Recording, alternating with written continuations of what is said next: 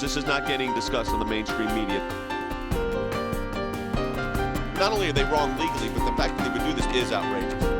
This is an overreaction and really nonsense. How would you react if this was your son or your daughter? It's the offense of knowing the truth. It's the offense of having an alternate worldview. Saying God bless you to someone is not a violation of the law. Welcome, everyone, to a very special series of broadcasts that we put together dealing with the topic of Iran, especially as the nuclear deal is moving forward, despite the fact that 3 Americans are definitely in jail. That is, of course, Saeed Abedin, the Christian pastor we represent, Amir Hekmati, and also Jason Rezaian, the Washington Post reporter, and the whereabouts of Robert Levinson, known to the Islamic Republic of Iran, but not to the Americans. This is a troubling development. It's a troubling situation. We put together a special that we shot on location in the Middle East, much of it, dealing with the threat of Iran, called the export. We're going to take a look at the real goal and motivations behind the Islamic Republic of Iran and the reason they want this deal with the world.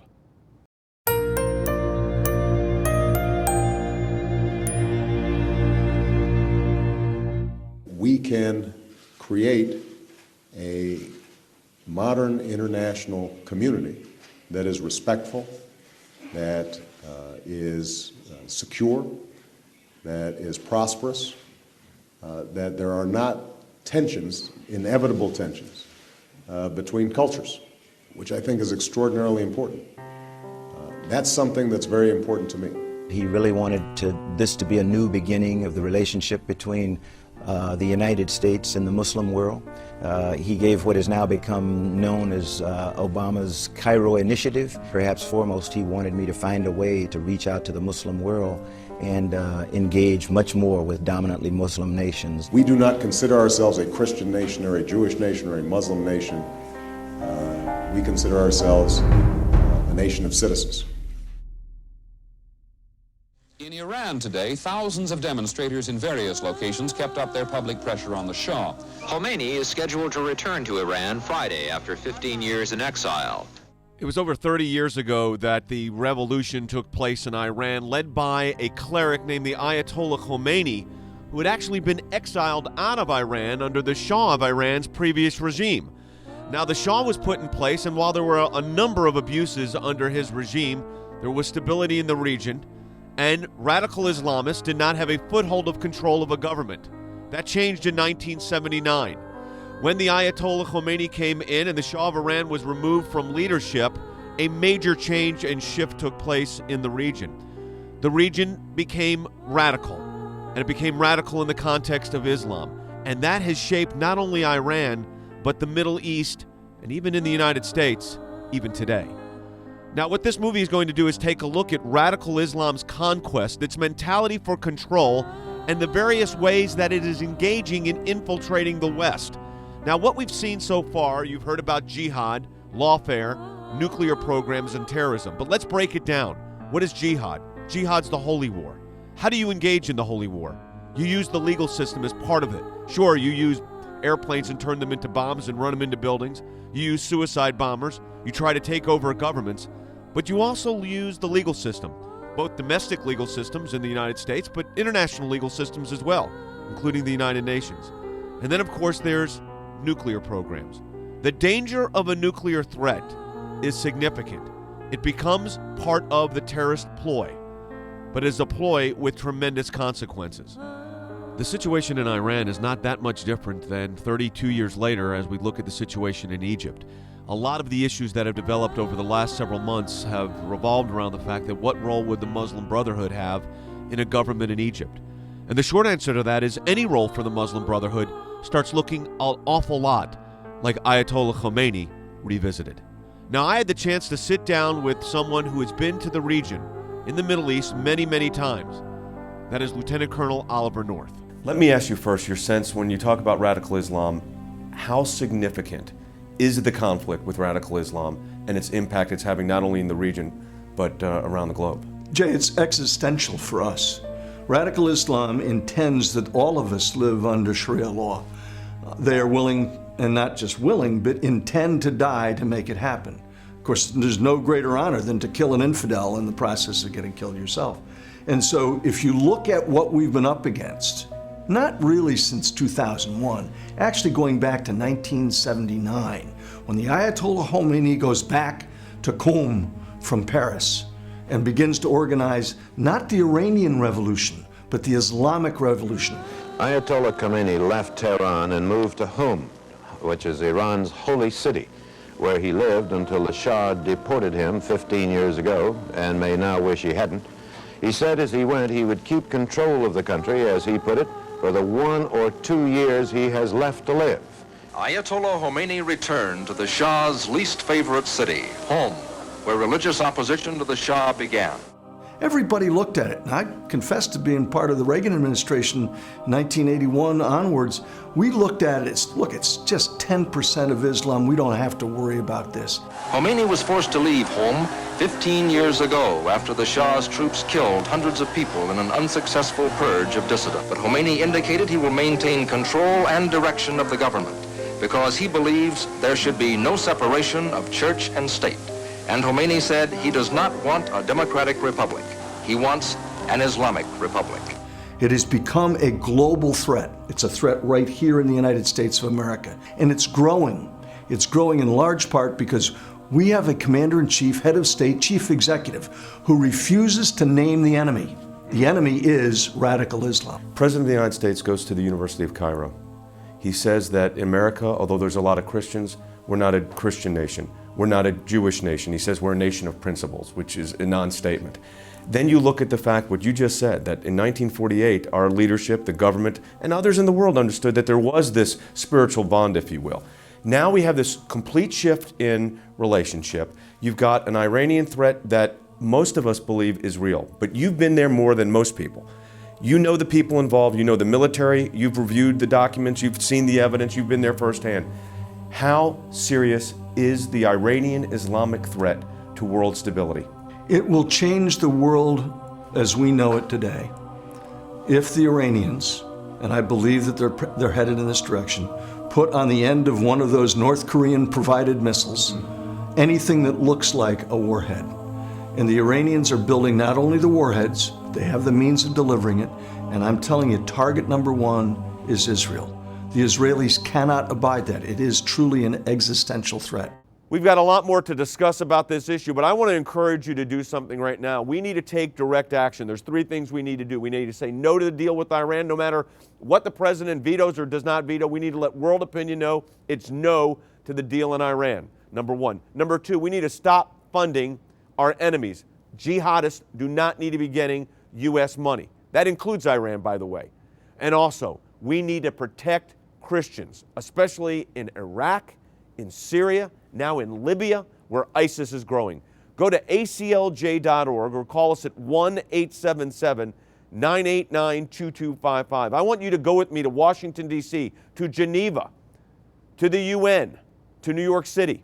And you could do that by signing these petitions. We can tell these governments we represent hundreds of thousands of people. So go to aclj.org or 1-877-989-2255 and sign that petition today. Again, aclj.org or 877-989-2255. It's the most disturbing news yet. There are reports that a secret deal has been reached between the United Nations and giving Iran the authority to inspect its own nuclear sites with its own nuclear inspectors. That's right, Iran inspecting Iran. This is absurd, and one more reason why Congress must reject this nuclear deal. The American people understand what's happening, and with each day, more members of Congress understand that this deal is dangerous and wrong for America. Just a couple of days ago, several of the nation's top Democratic senators announced that they will reject the Iranian deal. Stand with the ACLJ and demand that Congress reject this flawed nuclear deal. There can be no deal with American pastor Saeed Abedini and the other Americans still imprisoned in Iran. Add your name to our petition. Call 1-877-989-2255 or add your name online, aclj.org.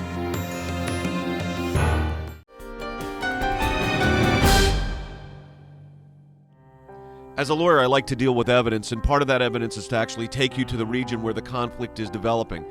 That is, as Oliver North just said, an existential threat in the Middle East, so we traveled to Israel, where the opportunity to talk with members of the military, members of the government, some of the leading journalists in the area, to get a first-hand look at how the threat of radical Islam and Iran impacts Israel, the region, and the world. I had a chance to sit down with one of the most noted journalists in the Middle East, Renan Bergman, to get his impact and impressions as to what's happening in the region right now as it relates to Iran and possible war and conflict with Iran. First, very basic and fundamental question. Is there a war going on with Iran right now? This is the longest ongoing war in the Middle East. It has been taking place since Ayatollah Khomeini took over the Islamic Republic of Iran in the 1st of February 1979. It has been going on every day until this minute. Under the public's radar, nobody knows the full details of that. But from almost day one, the Islamic Republic of Iran tried to obtain nuclear weapon and tried to export the revolution to proxy jihadist movement in the Middle East, trying to imitate the geniuses in the revolution of Khomeini to other places. And at the same time, the secret services of the United States and Israel declared war on Iran, and this is the clandestine war between these two forces. Iran was a free country. One has to remember, under the Shah, very advanced, very Western, very scientifically very impressive. It was taken over by this regime of fundamentalism, and really Black Night came over Iran. So definitely America stands and works for the values that Iran is against. But there's a special role for Israel here. Iran uses rhetoric that we haven't heard for decades. Eliminating Israel. Israel should not exist, has no right to exist. Israel, I quote, is a cancerous tumor that should be removed from the Middle East. It's said again and again. So when you see a country that says you are not legitimate, you will not exist in the end of the game here, and we go nuclear and involved in terror like no other country, to put it in an understatement, is a cause for concern. Well, right now, Iran is the world's central banker to international terrorism. It funds Hamas, Hezbollah, terrorists in Afghanistan and Iraq and around the world. If you add to existing Iranian activities the capability to deliver nuclear weapons anywhere in the world, you make Iran a world power and a world threat. That's why it is legitimate for the United States, Israel, or others to take action now in self-defense to prevent Iran from continuing to violate its own treaty obligations and obtain nuclear weapons. It's not a desirable alternative, to be sure, but the preemptive use of military force in this case is actually far preferable to the world as it would be once Iran gets nuclear weapons. But it's interesting in a way, you see, let me go one step deeper. The paradigm that we knew was the paradigm of nation states. Israel is a Jewish state, they are Arab states. Now you see a religious approach. They speak not in terms of political dialogue with Israel, what the borders should be, what this policy should be, but they speak of illegitimacy in the names of God. From Iran, from Hezbollah, and from Hamas, you hear that it's a religious commandment that Israel should not exist, that a non-Muslim state cannot be here. If this has the upper hand, this trend, it's going to be tougher. This layer of religious fanaticism on top of political debates makes debates almost without a resolution. Because you know, gods never compromise. People do. Right. If you get it from God that you can't have an enemy alive, then what hope do we have? So I think it's the interest of really world order that this new trend of making everything religious commandment and the fanaticism that goes with it loses this fight. I don't have to be a scholar. You know, you just read Ahmadinejad's own speeches, you read their philosophy, you read their comments that they're making in public speeches in the Iranian press and international press, and it's clear. Their intention is right there. They're saying it explicitly. They deny Israel's right to exist. They basically stand against every value that you're familiar with in America, from freedom of speech to women's rights, to just about every issue. They're on the wrong side of the issue. So of course, when such a country is given nuclear capabilities, it's a concern, not only for Israel, but also to the entire community. Israel, you have said time and again, Israel must be wiped off the map.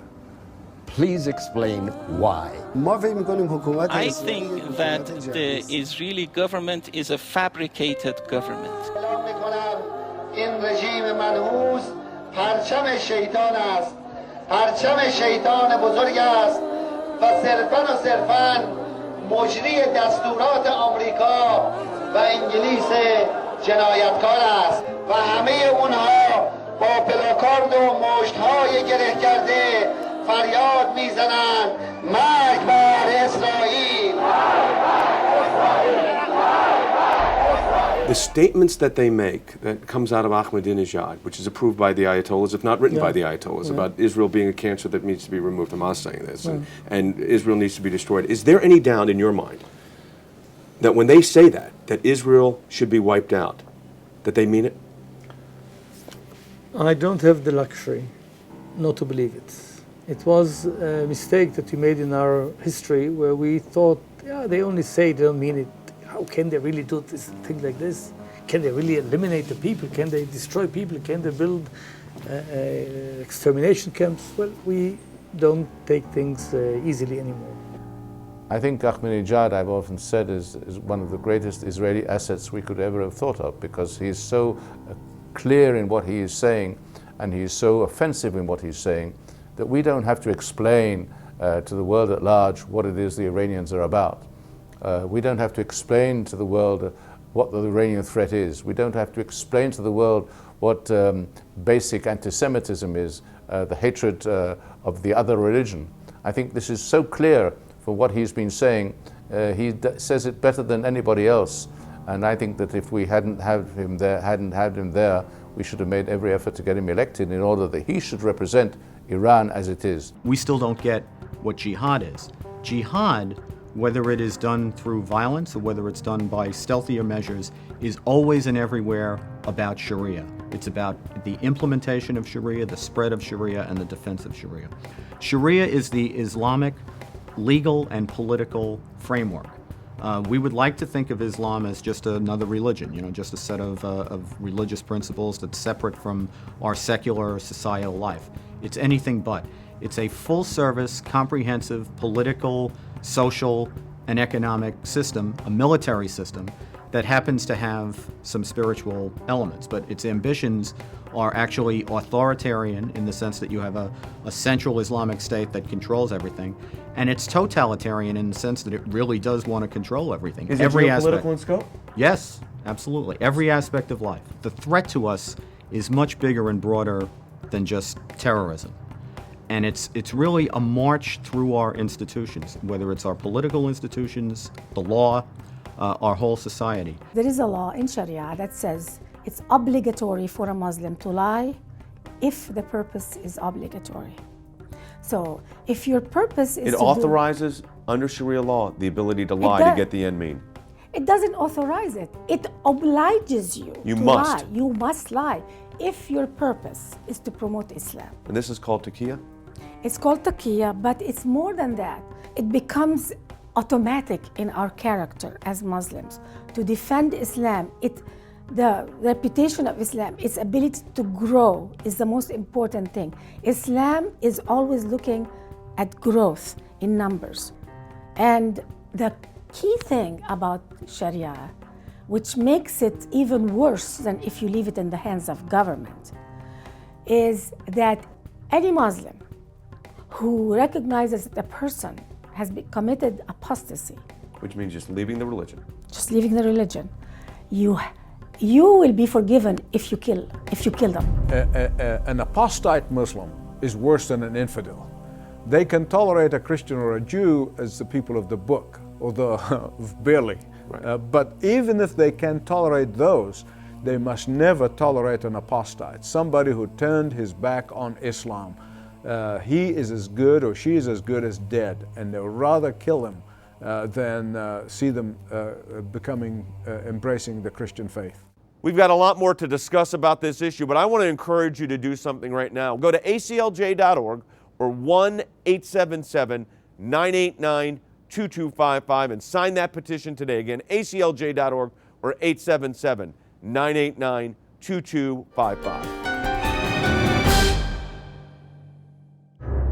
It's the most disturbing news yet. There are reports that a secret deal has been reached between the United Nations and giving Iran the authority to inspect its own nuclear sites with its own nuclear inspectors. That's right, Iran inspecting Iran. This is absurd, and one more reason why Congress must reject this nuclear deal. The American people understand what's happening, and with each day, more members of Congress understand that this deal is dangerous and wrong for America. Just a couple of days ago, several of the nation's top Democratic senators announced that they will reject the Iranian deal. Stand with the ACLJ and demand that Congress reject this flawed nuclear deal. There can be no deal with American pastor Saeed Abedini and the other Americans still imprisoned in Iran. Add your name to our petition. Call 1-877-989-2255 or add your name online, aclj.org.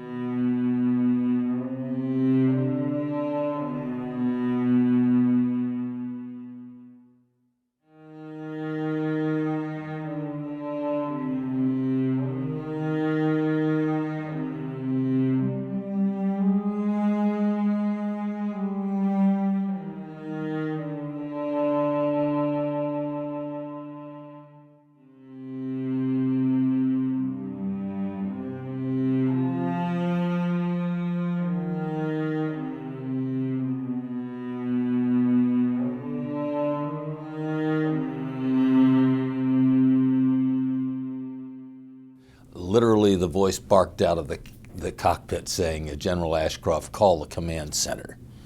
Now, that could mean any number of things. It certainly didn't register with me at the time that I was going to be informed of this massive assault on America and her institutions. But I picked up the phone.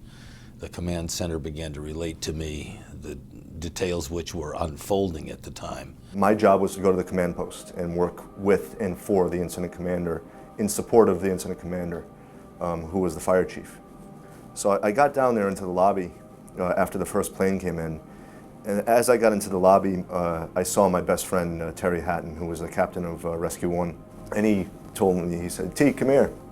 And I went over to him, and he had his helmet and his big Halligan bar, and he wrapped his arms around me and squeezed me tight, and he whispered in my ear, I love you, brother, I may never see you again.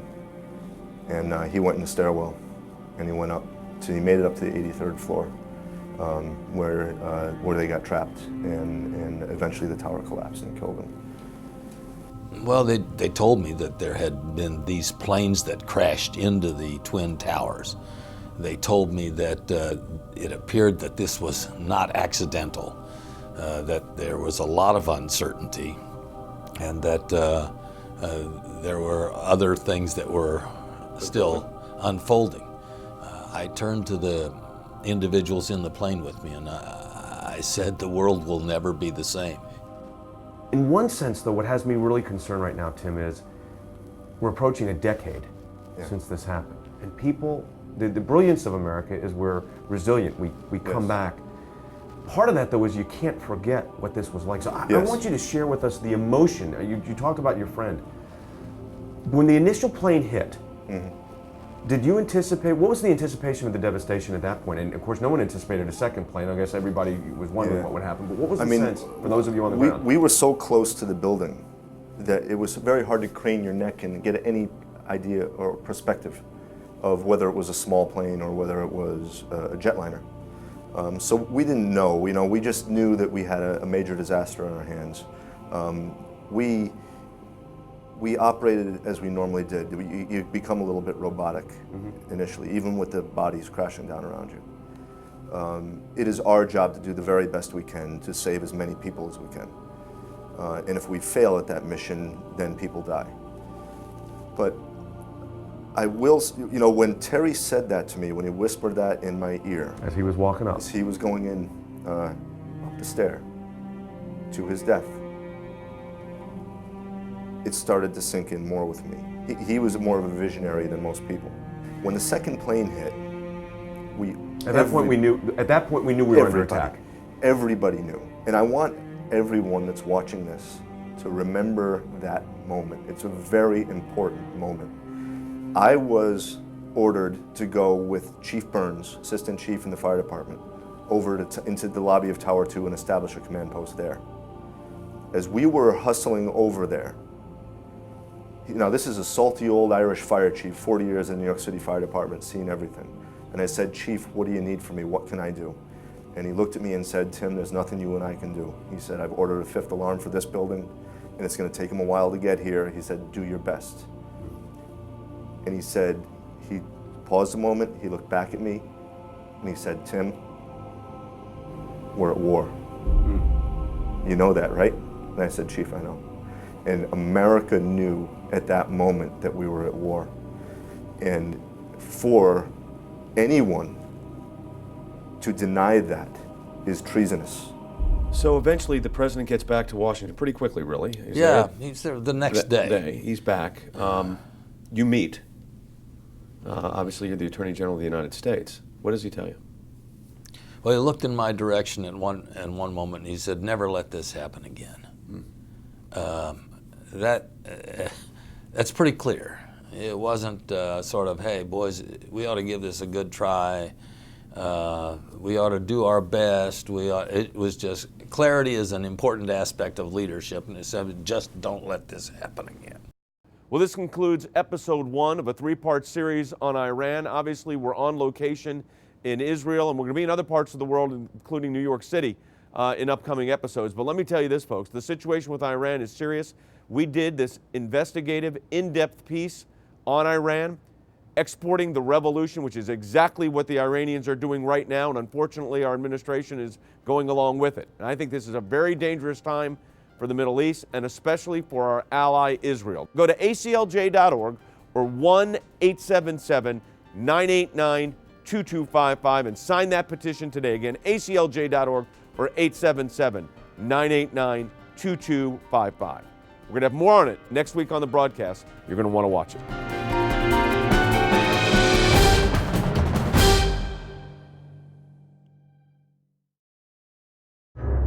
It's the most disturbing news yet. There are reports that a secret deal has been reached between the United Nations and Iran, giving Iran the authority to inspect its own nuclear sites with its own nuclear inspectors. That's right, Iran inspecting Iran. This is absurd, and one more reason why Congress must reject this nuclear deal. The American people understand what's happening, and with each day, more members of Congress understand that this deal is dangerous and wrong for America. Just a couple of days ago, several of the nation's top Democratic senators announced that they will reject the Iranian deal. Stand with the ACLJ and demand that Congress reject this flawed nuclear deal. There can be no deal with American pastor Saeed Abedini and the other Americans still imprisoned in Iran. Add your name to our petition. Call 1-877-989-2255 or add your name online, aclj.org.